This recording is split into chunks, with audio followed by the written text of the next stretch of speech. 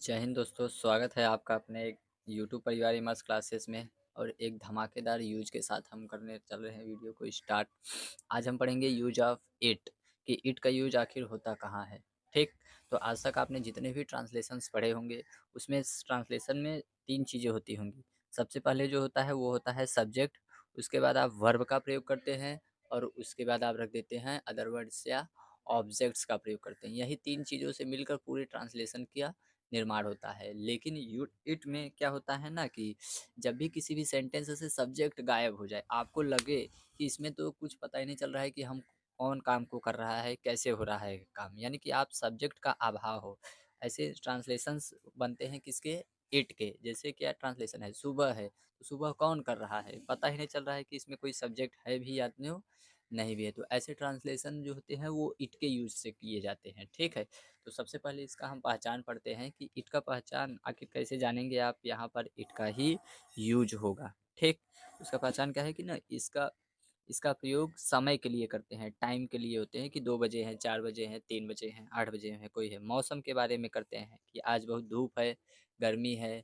ठीक है, कोई भी टाइम हो, ठीक, सुबह सुहावना मौसम है, मौसम के बारे में बता दिया जाता है। तो या तो दिन के बारे में हम बात कर ले, जैसे कि सुबह रविवार है, मंगलवार है, बुधवार है, बृहस्पतिवार है, यानी कि हफ्ते के कोई भी दिन हो, दिन के बारे में बात किया जाए। महीने के बारे में बात कर लिया जाए, जैसे कि जनवरी है, फरवरी, मार्च, अप्रैल, तो 12th कोई भी महीना हो, अगर महीने के बारे में बात कर रहे हैं तो आप उसके जगह पर एट का प्रयोग करेंगे। वर्ष के बारे में बात की जाए, कोई भी वर्ष है, बरसात के बारे में मैंने बताया। दूरी डिस्टेंस के लिए भी हम इट का प्रयोग करते हैं। ठीक है, और टेम्परेचर तापमान के लिए भी प्रयोग किया जाता है। टेम्परेचर्स के लिए भी आप किसका प्रयोग कर सकते हैं, इट का प्रयोग कर सकते हैं। आदि जितने भी प्राकृतिक घटनाएं होती हैं, ये सारी घटनाएं क्या होती हैं, नेचुरल होती हैं। प्राकृतिक घटनाओं के साथ हम किसका प्रयोग करते हैं, इट का प्रयोग करते हैं। ठीक, इसका जो स्ट्रक्चर होता है, सबसे पहले आप क्या रखेंगे, इट का प्रयोग करेंगे और उसके बाद बी फॉर्म का प्रयोग करेंगे। बी होता है जैसे इज, एम, आर, वॉज, वर, तो ये होते हैं बी के फॉर्म्स, अलग अलग फॉर्म्स। तो सेंटेंस के हिसाब से प्रेजेंट का है तो आप इज, एम, आर लगा देंगे,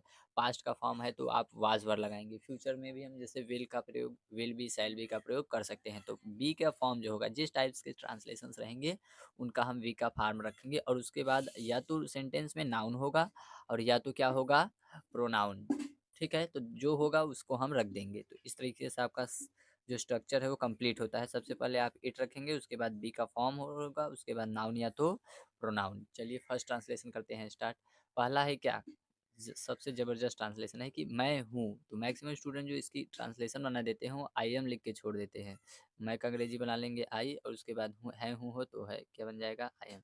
लेकिन ग्रामर के हिसाब से ये ट्रांसलेशन सारा ही सारा क्या है, गलत है। ये ट्रांसलेशन इसका बिल्कुल ही रॉन्ग होगा। इसका ट्रांसलेशन बनेगा इट से, और हम बनाते हैं इसका। ठीक, तो सबसे पहले आप क्या लिखेंगे, इट, आई टी, इट। उसके बाद देखिए प्रेजेंट का सेंस है हूँ हो, तो इसके लिए क्या लिखेंगे आप, इज। तो इट इज आई।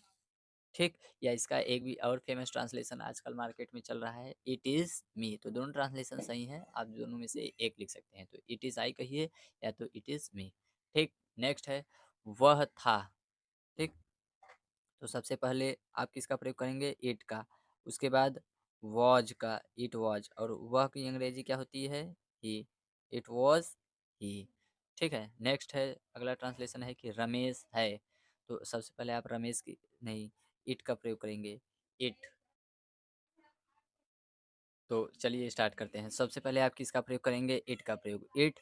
उसके बाद रमेश है, यानी कि रमेश प्रेजेंट टाइम में प्रेजेंट है तो ये प्रेजेंट का सेंस होगा, तो इज लगेगा। It is Ramesh, RAMESH, it is Ramesh. ठीक है, अगर रमेश था तो लिखता आता ट्रांसलेशन तो इट वाज रमेश। ठीक है, सिंगुलर फॉर्म में प्रयोग किया जाता है इट का, तो हम इससे सिंगुलर फॉर्म रखेंगे, प्लूरल फॉर्म नहीं। नेक्स्ट था क्या, नेक्स्ट है कि राम था। तो राम की स्पेलिंग सबसे पहले सॉरी, सबसे पहले आप इट का प्रयोग करेंगे, इट। उसके बाद वाज, WAS, क्योंकि ये पास्ट का सेंस बता रहा है, राम था अब नहीं है, तो पास्ट के सेंस में हम वाज और वर का प्रयोग करते हैं, इट वाज। उसके बाद राम की स्पेलिंग। ठीक है, नाउन रहेगा या तो क्या रहेगा, प्रोनाउंस रहेगा। जैसे यहाँ क्या था, प्रोनाउंस का यूज किया गया था, तो नाउन न रह के प्रोनाउन भी आ सकता है, तो आप प्रोनाउन रखेंगे। यदि नाउन आया है तो आप नाउन का प्रयोग करेंगे। ठीक, तो it was Ram. Next translation क्या है कि सरला थी। तो सबसे पहले आप किसका प्रयोग करेंगे? इट का प्रयोग करेंगे, उसके बाद बी फॉर्म का प्रयोग करेंगे। तो था, थे, थी के लिए आप वाज और या तो वर का प्रयोग करते हैं, सिंगुलर वर्ब है तो इसलिए किसका प्रयोग करेंगे आप? वाज का प्रयोग करते हैं। इट वाज सरला। ठीक है, आई होप आपको इस ट्रांसलेशन समझ में आता होगा। नेक्स्ट है, क्या है कि सुबह है, तो प्रेजेंट का भाव हो रहा है इसमें, तो सबसे पहले आप किसका प्रयोग करेंगे? इट का प्रयोग।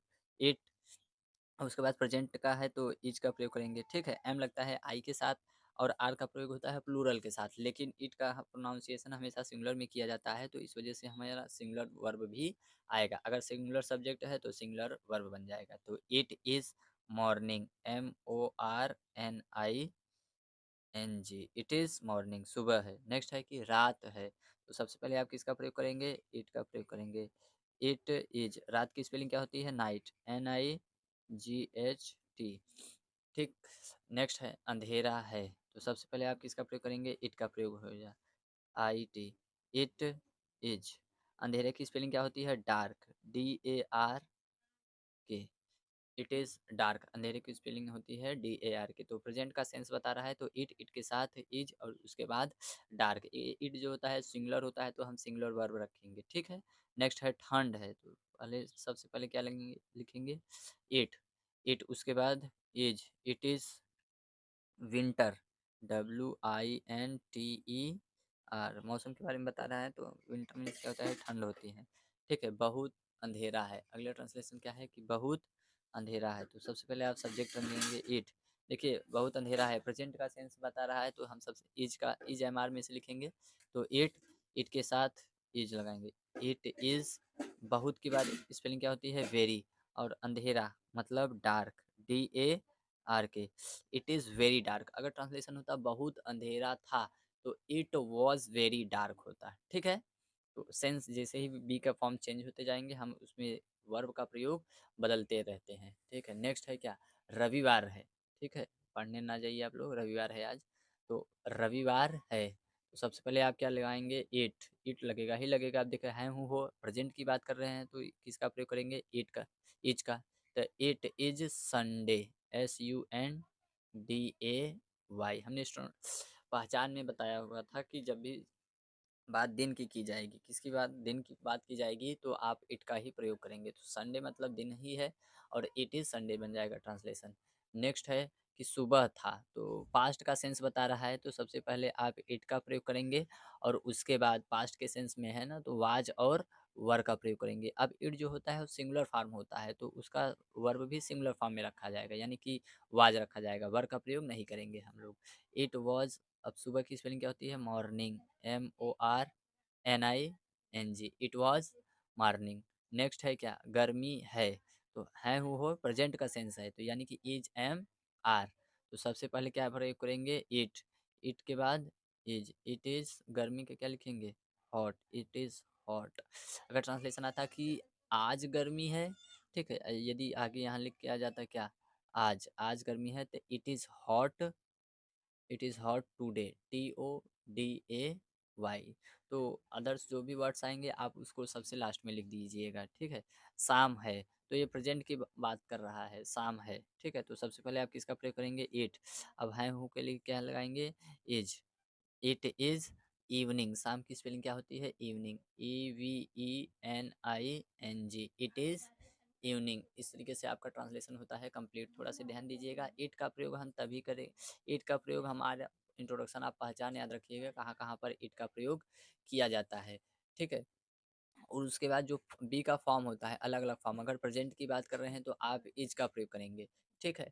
आर का प्रयोग क्यों नहीं किया जाता है? क्योंकि ये प्लूरल फॉर्म होता है, बहुवचन होता है और इट हमेशा सिंगुलर में यूज किया जाता है। तो जितने भी प्रेजेंट के फॉर्म होंगे सब जगह आप इज का प्रयोग करेंगे, न कि आर का प्रयोग। अगर वो पास्ट में चला जाता है सेंस तो उसका जो पास्ट फॉर्म होता है वो वाज होता है और क्या होता है? वर्ब था, थे, थी के लिए। ठीक है। तो इसमें जो वाज होता है वो सिंगुलर होता है और वर जो होता है वो प्लूरल फॉर्म होता है और इट हमेशा सिंगुलर फॉर्म में रखा जाता है। इट जो होता है वो एक वचन करता होता है, तो हम बहुवचन सहायक क्रिया को न लिख के एक वचन वाली सहायक क्रिया को रखेंगे। अगर सब्जेक्ट हमारा एक वचन का है तो सहायक क्रिया भी हमारा एक वचन का होना चाहिए।